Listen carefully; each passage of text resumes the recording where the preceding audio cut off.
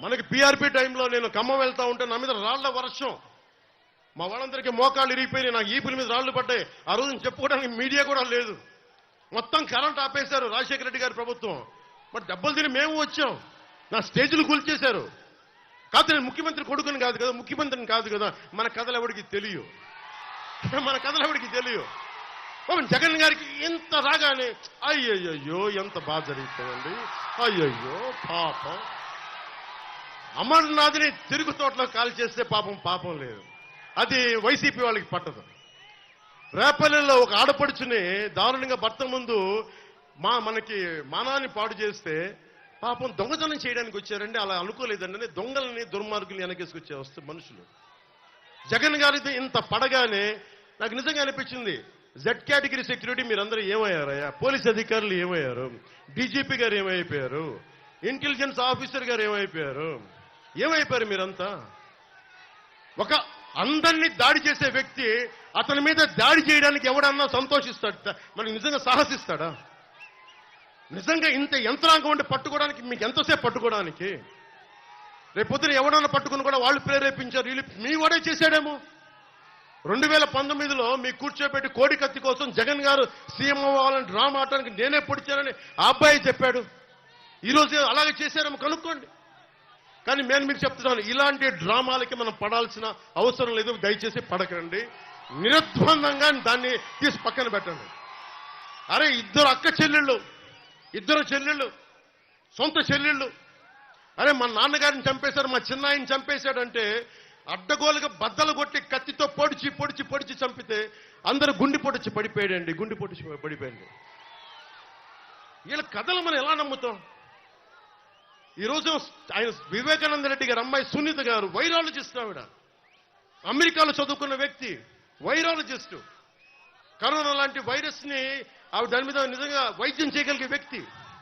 ఆవిడ కూర్చొని నా తండ్రిని చంపారంటే ఒక్క పోలీస్ అధికారి దాని మీద మాట్లాడు. CBI central bureau of investigation వస్తే కడపలో కోర్టులోకి వెళ్ళనివ్వరు వాళ్ళని.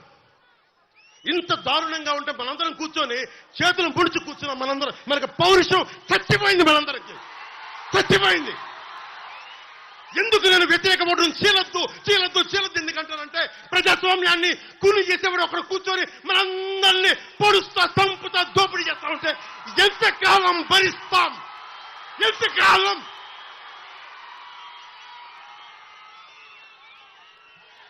సుగాలి ప్రీతి 14 ఏళ్ల బిడ్డని స్కూల్కి వెళ్తే 10 మందిని నాశనం చేస్తే దాన్ని పట్టించుకోడు ఎవడు.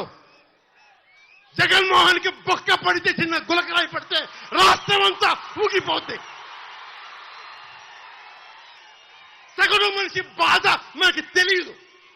సగటు మనిషి బాధ మర్చిపోయాం. నిజంగా నాకు ఆవేదన ఉంది, ఏడుపు వస్తుంది. తప్పు జగన్మోహన్ రెడ్డి కాదు, మందే.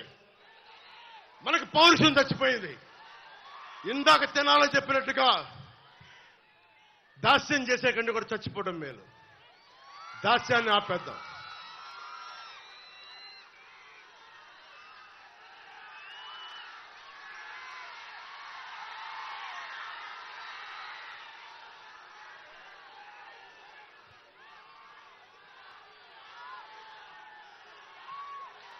I don't want to be politically right. I don't want to be diplomatically right. I don't want to be convenient. I want to be right.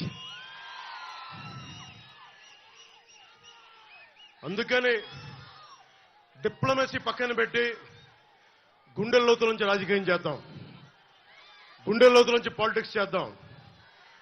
మనం ఎవరం కులాలకి ప్రాంతాలకి దాటి గుంటూరు వినుకొండలో పుట్టిన జాషువా ఆయన స్ఫూర్తితోటి విశ్వనరుడి స్ఫూర్తిని తీసుకెళ్తే తప్ప ఈ ప్రభుత్వాలని మనం మార్చలేం. చంద్ర